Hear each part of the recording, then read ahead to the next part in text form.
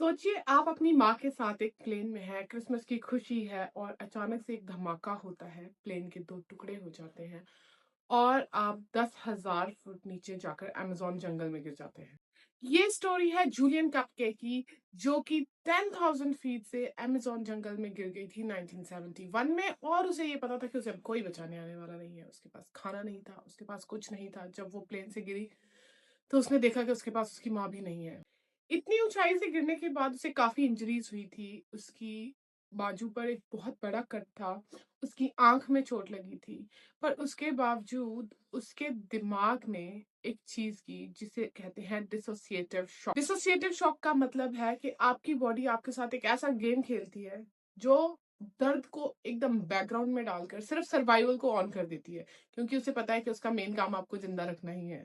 Julian सिर्फ एक 17 साल की बच्ची ही थी। जब उसे होश आया तो उसने देखा कि वो बिल्कुल अकेली है, उसके आस-पास कोई नहीं है और अब उसे अपने ज़िंदा रहने के लिए किसी और को नहीं देखना होगा, उसे खुद ही कोशिश करनी होगी।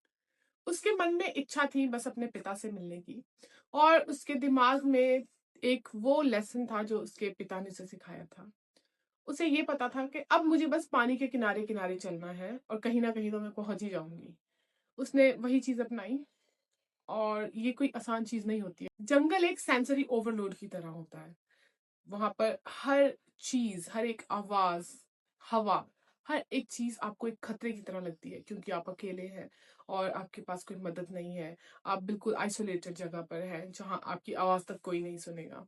पर उसने इस डर को काबू में किया और वो 11 दिन तक पानी के किनारे चलती रही और उसे फाइनली 11वें दिन जाकर एक झोपड़ी मिली, जहाँ उसे मिला थोड़ा-सा गैसोलीन और उसकी बाजू का वो जख्म 11 दिन में सड़ चुका था।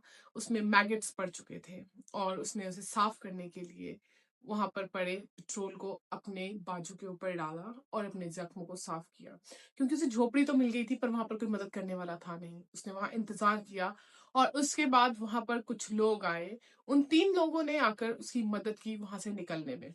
अब यहाँ पे सीखने की बात यह है कि जूलियन ने उस हादसे से निकलने के बाद आम लोगों की तरह पीटीएसडी को नहीं चुना।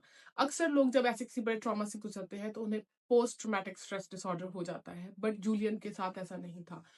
उसने बाद में इसी हादसे पर किताब लिखी और इस हादसे पर एक मूवी भी बनी जिसमें जूलियन ने पूरा साथ दिया। अक्सर लोग ऐसा सोचते हैं कि अब जिंदगी में बहुत बड़ा हादसा हो गया, अब दोबारा कुछ नहीं रिपेयर हो सकता, अब ठीक ही नहीं हो सकता, मैं वापस कुछ कर ही नहीं सकता। पर ऐसा नहीं होता है। अगर आप अपने फोकस को सही रखते हैं, अपनी विल पावर को स्ट्रांग रखते हैं और बस मन में ये ठान लेते हैं कि नहीं, मुझे इस सिचुएशन से बाहर निकलना है। जैसे कि जूलियन सिर्फ एक 17 साल की बच्ची होकर इतनी बड़ी सिचुएशन से बाहर निकल सकती है। तो आई थिंक ये सबके लिए पॉसिबल है। बस आपको अपने दिमाग का शिफ्ट सही जगह पे रखना है। मिलती हूँ आपको नेक्स्ट व्लॉग में।